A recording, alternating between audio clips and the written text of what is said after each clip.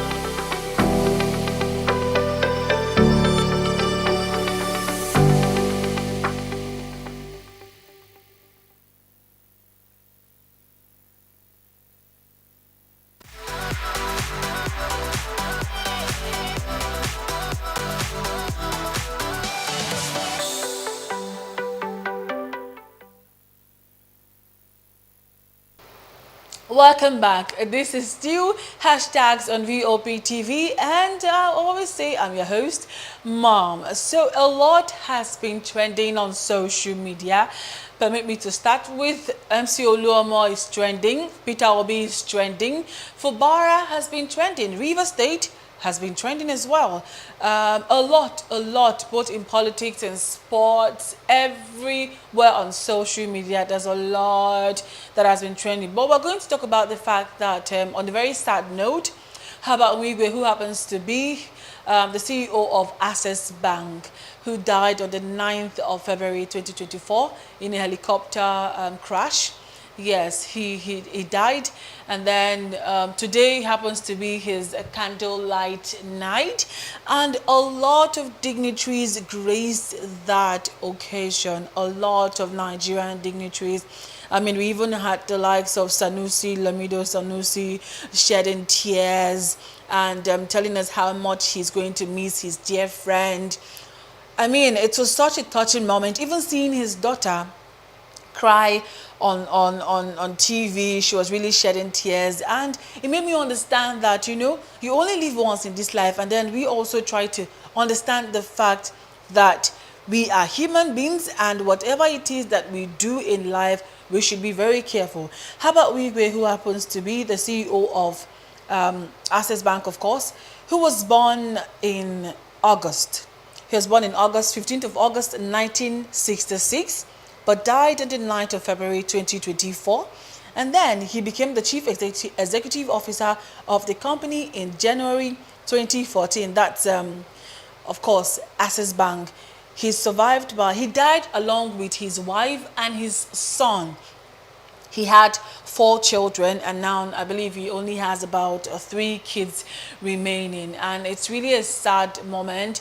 I want us to take a minute or a few seconds silence for him to, show our heart goes out to his family members, his remaining children, his cousins, his parents. I believe I noticed that his parents are still alive. I saw a picture of his father when the dignitaries came on board to, take a look, say a lot of great things about him. And we have a lot of reactions on social media.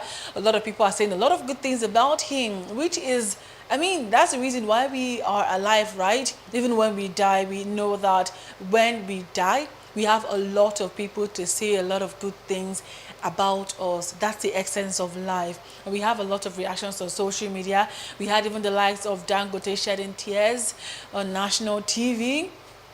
The likes of Sanusi Lamido shedding tears as well.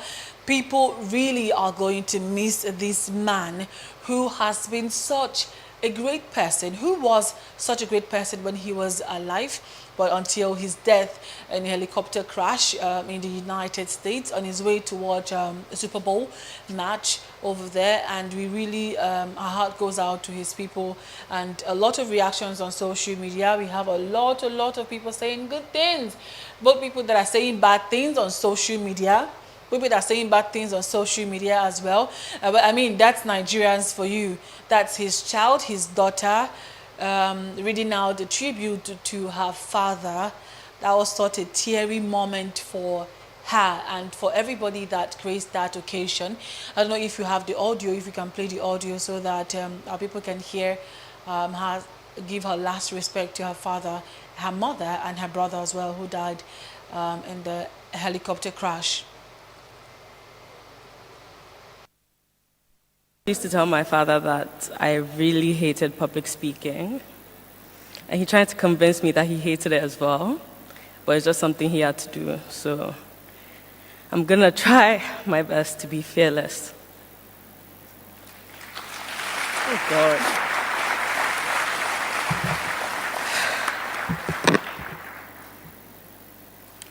In this moment, for the first time, your words resonate deeply within me.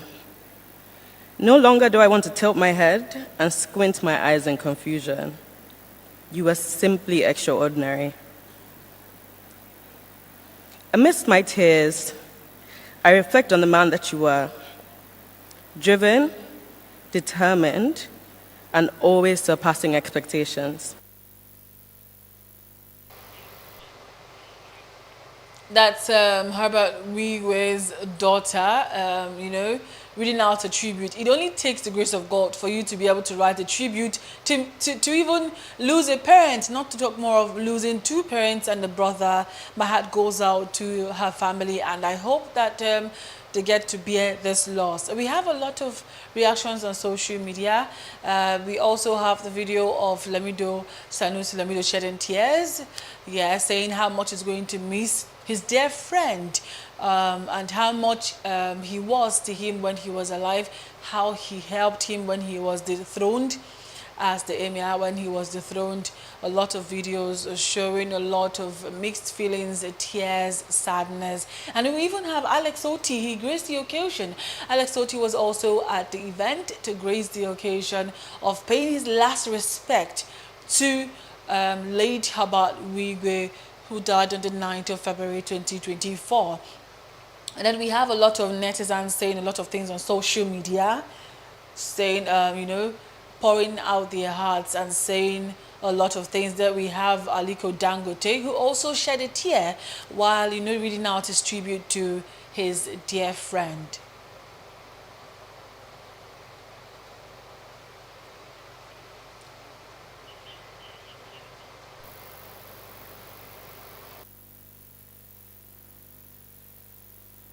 Of reactions from social media. The Talk Doctor said, been watching Herbert Wigwe's tribute sessions all week. So many takeaways, but the biggest of them all for me is being intentional about investing in human relationships, not because you necessarily expect anything in return, but because you understand that humans are the greatest resources. I mentioned that initially. I mean, the most important thing is that you invest in human beings. That's like the greatest thing you can actually do for yourself in life. No matter how much money you have, no matter how broke you think you are, believe me, if you are that kind of person that has the human being at heart, you definitely will be like the late Herbert Wigwe. Of course, we also have here at Lips Lord who says, two persons whose death has left me with so much pain is one, Dora Akinyeli. Okay, yes. And then Herbert Wigwe. I think I cried by the impact they made to humanity through their jobs and availability for the family and friends. May his soul rest in peace. Amen. It's still about investing in human beings. I mean, it can never be overemphasized the fact that he really touched lives. We also have this one from Greg Max 91 who says, a friend in need is a friend indeed. Rich men literally have no time for tribal and religious sentiments among themselves. I have equally learned that it's very good to make friends across bridges. Rest on, Wigwe. Too bad I got to know you. I got to know about you in death. And then a lot of people also mentioned the fact that, oh, you see, when you see rich people, they don't make enemies. They always make friends. Rich people are always, trying to show us. Someone mentioned, I wish I can see that tweet, the fact that when it gets to rich people, you never get to see tribalism. This one's from the same person. We've read this tweet before. And then the person mentioned the fact that when it gets to a rich person, when you look at the environment where that night of tribute today, you see a lot of dignitaries, you see a lot of big men, a lot of big men. What does that tell you? This one is from Atsule 1090. It says, I love these rich men. They are all friends. They don't talk about religion or tribe. But you see all these poor people. Especially here on Twitter, that's X. They will never let you rest with tribal and religion arguments here. Where is the lie? There is no atom of lie inside this thing now. Where is the lie? There's no lie. And this one is also from Celestine 029 who says, if Wigwe had contested for the Nigerian presidency, you would learn how alive tribalism and religion. Okay, well, we don't know about that. The most important thing is that he lived a life worthy of emulation, and a lot of people are saying a lot of good things about him. There's a lot of tweets, a lot of people are saying great things about him. Okay, this one is from a builder, okay, who says, who remembers the story? Okay, I'm going to pass that. Moving on, we have Doggy Don, who says, I watched the many touching tributes from different people since Herbert died. He sure lived a very impactful life. He impacted lots of lives, great and small. His death is so tragic too. He died with his wife and son. What could be more tragic than this? May God rest his soul. Yes, it was a very tragic one, dying with his wife and then his son. But I'm glad to tell you that at least he has 3 more children alive. And then I hope that they get to live with their father's legacy, which is very important. Moving on, we have someone else has been trending on social media. Yes, I bet you want to know. MC Oluomo has been trending, and Fubara also has been trending. River State has been trending as well. You may recall that Fubara has been in what we would call a feud, which is godfather, like so many would say, Wike, who happens to be the FCT, the minister of FCT. So Fubara has been trending on social media, and he made mention of the fact that he doesn't mind resigning if it's going to make peace to reign in Rivers State. Now, I want to ask you this question. Do you think it's wise that Fubara should resign? A lot of people have been saying on social media, oh, why would you resign? You should stand up for your right. A lot of people are like, oh yeah, after all, they bought this ticket for you. So they even forced you on River State people so you can actually take a bow. What do you think about that? Do you think you should actually resign? Because it's been ongoing for since he became the governor of River State for about 9 months now. People like Alex Oti have been working. We have been seeing a lot of progress going on in Abia State, but it feels like the thing happening in Rivers State is the fight that has been ongoing with the governor of Rivers State and the FCT minister Wike. Even the president made them sign the peace accord. But it feels like Wike is really such a hard nut to crack. He's not having any of it at all. He doesn't even, it feels like he doesn't even want anybody to say, oh, I want you guys to settle your feud, I want you guys to settle your fight, or whatever it is. It feels like he's not having any of it. I want to hear what Fubara had to say about the fact that he had an interview, yes, and then he mentioned the fact that he doesn't mind resigning. Do you think he should resign? Do you think it's something that he should do? Really, we have a lot of reactions on social media, what netizens are saying, whether or not he should resign. By previous administration, it is important that we sustain it. And that is the reason why we tiptoe the path of peace. Understand? And for those of us who choose the peace, it is not because we are weak, but because we know and value this state. Whatever achievements that has been recorded by previous administration, it is important that we sustain it. And that is the reason why we tiptoe the path of peace. He has decided to toe the path of peace. But a lot of people are of the opinion that, I mean, it shouldn't be peaceful because Wike is not peaceful as well. So why not just, give Wike a piece of his own, some meat to know that you're such a tough man. But I believe he wants to toe the path of Goodluck Ebele Jonathan, who, of course, decided and said that the blood of Nigerians is more important than his ambition as the president, and then he stepped down. So I believe maybe he has decided, Fubara has decided to go through that road of peace. We don't know if he's going to really resign, but do you think he should resign? Also, we have a video of Fubara walking along the streets of Rivers State, and then he bought a bottle of drink for 100,000 naira. A lot of people are like, oh, is this the thing that you're supposed to be doing as the governor of Rivers State? Other people are building roads. People are making, having a light for 4 hours, consistent 4 days, and you're giving someone 100,000 naira for just a bottle of drink. And then a lot of people are of the opinion that he actually just promoted and helped someone's business by giving these people 100,000 naira. What are your thoughts on it? What are your thoughts on it? We have a lot of reactions on social media. Yeah, that's Fubara, who of course gave a businessman gave them 100,000 naira for just a bottle of drink. Do you think that was really a good one, or do you think, okay, maybe? And then some people are of the opinion that, oh, he's going around for to play a pity party, just for Rivers State people to see that he's possibly better than Wike. Do you think that's what he was trying to do? Or was he just being humane? Was he just trying to be a nice governor? I mean, he's not the first person to dash people money for buying as little as a bottle of drink.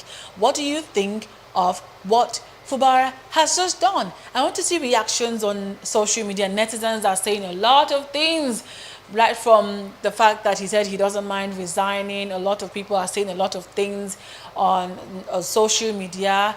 Please, can we have the reaction on social media, what the netizens are saying? This one is from @NG_Street_lawyer, who says, Lord, Wike really picked a weakling, and it is so obvious from the way he walks, talks, and acts. Oh my God, why are you coming so hard on Fubara? That was such a hard one. This one is also from Bobby Manuel too, who says, I know why una know they get sense before una talk or type. Is being calm and putting the people first a sign of weakness? Is demanding and working towards a peaceful environment a sign of weakness? A lot of questions to ask.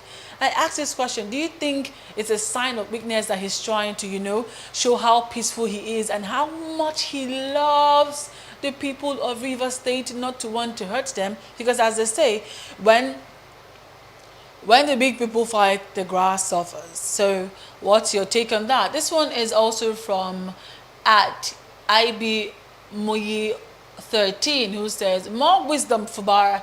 Continue to focus on dividend of democracy. If you are fortunate to be re-elected, so be it. Else, serve the Rivers people and leave when your tenure is over. So I think this person really wants Vara to stay put.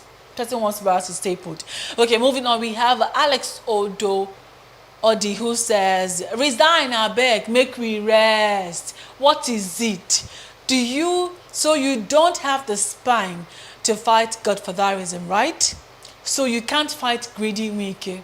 Go and learn from Udom Emmanuel. Who told you politicians like Wike love peace? Does he look peaceful? You are a disappointment. Okay. That was harsh. This one is also from Art Siege BO71, who says, a president or governor to resign in Nigeria. I'm still waiting for such, because reverse is the case. It's the masses that is serving them. Do you believe that? Do you think so? Okay, so Fubara, let's end, because if we keep talking about Fubara's gist, we're not going home today. There's a lot to talk about Fubara and Rivers State. So moving on to entertainment, Davido has been trending as well. Davido has been trending, yes.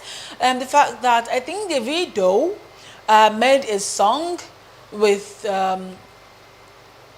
his fellow artists. But guess what? He posted it and said, oh, we made a classic music. But then his colleague came on board and said, I wrote all these things that Davido is calling classic. Why do you have to fight? Is it really necessary to fight? Why are you always wanting to fight Davido? I'm not a Davido fan, no, I'm not at all. But why do you always want to fight the calm, the peaceful, the loving, the Davido that we know as a very nice person? Why do you want to fight him? So this one is from Benson, yes, who says, I'll drop it. I wrote everything. Okay, I won't say that. TFI, you people stressing me out for defending my artist. They'll delete this tweet, but I've said my own. Nobody can bully me. Fans always blowing out of proportion. And that's Mba saying, Omo, Davido delete that tweet about him and Buju's song. Che, we're never getting that classic.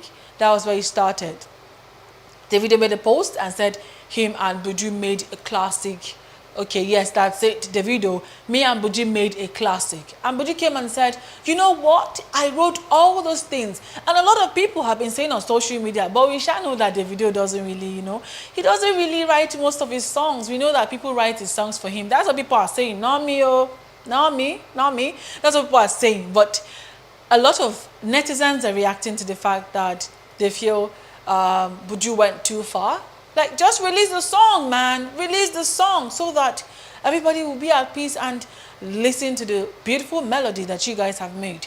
This one is from Spike Faith Ram, who says, who really get the song safe? And this one is from Nnamdi, who says, Buju is bigger than Davido in my own opinion. Do you share that thought, that Buju is bigger than Davido? This one is for Badmos Judas, who says, with or without Davido, it will still be a hit. This one is also from Steve, who says, show me a song Davido wrote by himself and I will deactivate my social media. A lot of people are against the video, but it's all good. I think that's where we're going to hang our boot for tonight's show. Let's do this again tomorrow on hashtags VOP TV. Do not forget to join us on YouTube. We are at VOP, Voice of the People TV. And then on other social media platforms, we are at VOP TV Live. Stay tuned for more program. I'm your host, Mom. Have a wonderful evening.